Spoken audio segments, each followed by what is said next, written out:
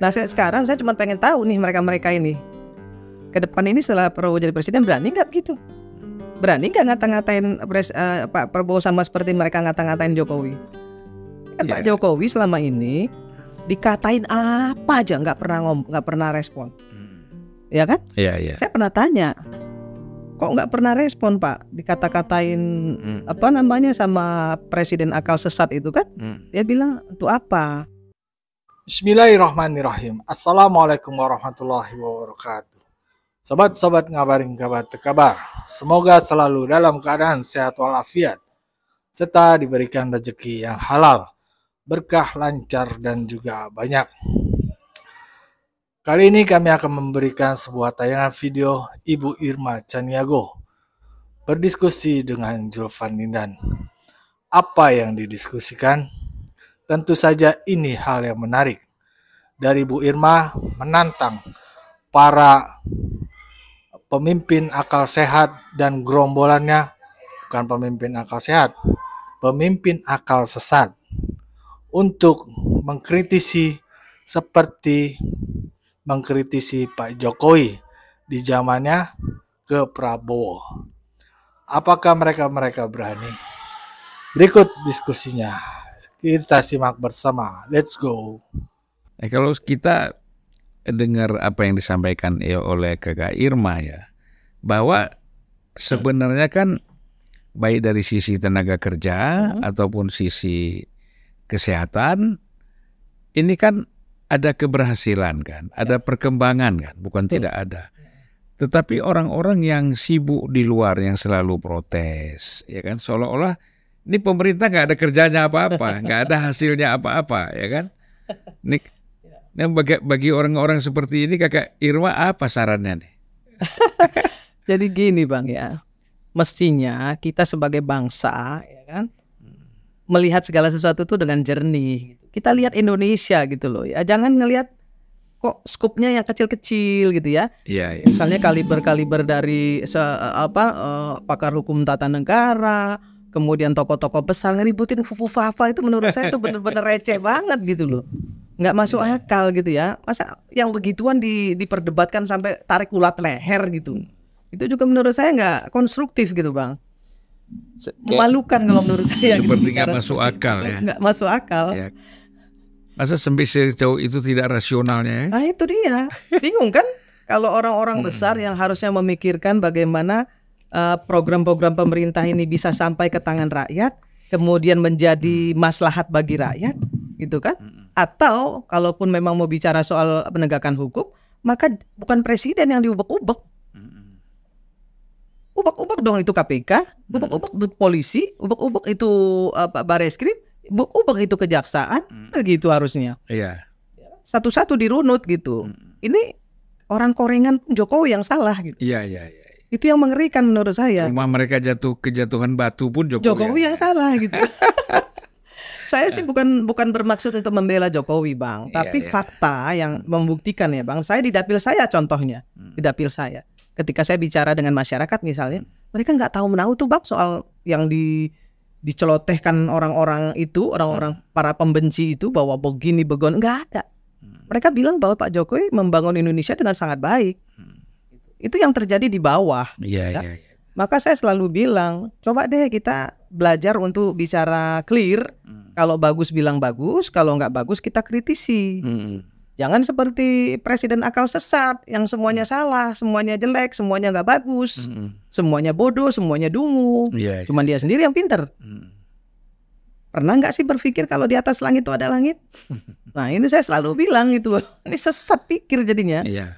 Parah nih, masyarakat diadu dengan masyarakat, kemudian masyarakat dihadap-hadapkan dengan pemerintah. Menurut saya ini nggak konstruktif sekali. Ya, dan tampaknya juga tidak akan berhasil upaya-upaya seperti itu kan. Jadi harusnya kan kalau kita bicaranya dengan akal sehat, kita melihat bahwa itu targetnya kan udah jelas tuh. Ya kan Jokowi dulu, nanti Prabowo kan berkaitan dengan Gibran. Ya.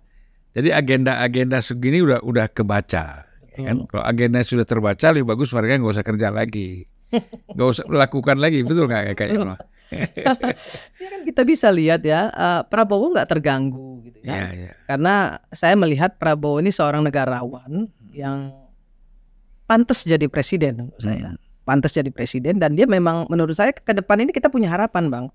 Ketegasan sikap beliau ya, bahwa banyak hal-hal yang memang harus dibenahi. Dan banyak juga hal-hal yang sudah dilakukan Pak Jokowi baik itu disampaikan Pak Prabowo, ini baik dan saya akan lanjutkan. Itu kan luar biasa sebenarnya. Jangan juga kemudian ini diadu-adu terus, ya udah nggak mau nih orang, ya udah bilang jangan diadu, masih aja ngadu gitu kan. Karena itu ada tugas. Ada tugas ya. Ada tugas untuk mengadu. Berarti ada cuan ya. Antara tugas dan cuan itu udah seiring ya. Jadi memang agak repot juga. Repot banget. Jadi pokoknya harus walaupun sebenarnya tidak benar, harus dilaksanakan. Nah, ini bahaya ya. Jadi Kakak Irma dalam melihat kelompok-kelompok yang dikatakan oposan ini resah juga ya. Saya kan juga TikToker ya Bang ya. Oh iya, ya saya suka nonton di TikTok. TikTok saya itu sekarang udah sekitar ada 6 bulan ya. 6 bulan itu sudah 35 ribuan ya. 35 ribuan. Followersnya. 35 ribuan. Kemudian yang like itu sudah lebih dari 300, dan sampai kalau yang kemarin TikTok saya yang kemarin yang soal bola itu sampai 1 juta, 1,1 juta. Iya. Yang like. Cuma TikTok itu nggak ada monetesnya ya. Iya. Tapi nggak apa-apa. Di situ sering saya jawab sih Bang. Saya sering memberikan pelurusan. Misalnya contoh soal bahwa Pancasila itu bukan ideologi negara, misalnya, atau ada yang menyebut bahwa Madinah dan Mekah itu bukan negara Islam gitu kan. Nah, itu saya lurusin. Saya beritahu ke publik bahwa Mekah dan Madinah itu adalah bagian dari Arab Saudi, dan Arab Saudi itu adalah negara Islam. Gimana bisa kalau Mekah dan Madinah bukan negara Islam, sedangkan orang non Muslim aja nggak bisa masuk ke situ. Namanya tanah haram. Jadi orang yang nggak ngerti Islam jangan ngomong, misalnya seperti itu. Itu saya lurusin tuh Bang. Saya lurusin di TikTok ya. Kemudian saya meluruskan juga misalnya hal-hal seperti apa yang harusnya yang diperdebatkan di podcast ataupun di TV-TV gitu ya. Nggak cuman fufu-fafa misalnya kan. Coba soal tenaga kerja, lapangan pekerjaan. Misalnya mau ngomongin pasir laut lah gitu ya, mau ngomongin korupsi di tambang lah dan lain. Oke aja menurut saya, nggak ada masalah. Tapi nggak usah, jangan fufu-fafa gitu loh. Ini menurut saya ngelihatnya kok ya kan, nggak edu gitu ya Bang. Itu kan yang dianggap seksi gitu loh kan. Tapi, padahal itu kan seperti cerita fiktif juga ya, cerita fiktif yang kemudian artinya seperti ya, saya tidak mengatakan itu fiktif, seperti cerita fiktif kan, artinya hal-hal seperti ini kan bisa terjadi terhadap siapapun. Katakanlah itu benar. Kapan dia menyebutkan itu? Ya kan? Ketika Pak Jokowi dengan Pak Prabowo masih saling bersaing. Ya logik aja kan? Saling katakanlah mengkritik. Tetapi kan setelah itu semuanya selesai. Makanya saya bilang kan nggak edu saya Bang. Ya, nggak educated gitu loh Bang. Untuk orang-orang sekelas itu bicarain itu menurut saya nggak sama sekali, nggak, memalukan diri sendiri menurut saya. Nah sekarang saya cuma pengen tahu nih mereka ini ke depan ini setelah Prabowo jadi presiden berani nggak begitu? Berani nggak ngata-ngatain Pak Prabowo sama seperti mereka ngata-ngatain Jokowi? Kan Pak Jokowi selama ini dikatain apa aja nggak pernah respon. Ya kan? Saya pernah tanya, kok nggak pernah respon Pak? Dikata-katain sama presiden akal sesat itu kan? Dia bilang untuk apa? Nggak penting juga untuk ngerespon gitu.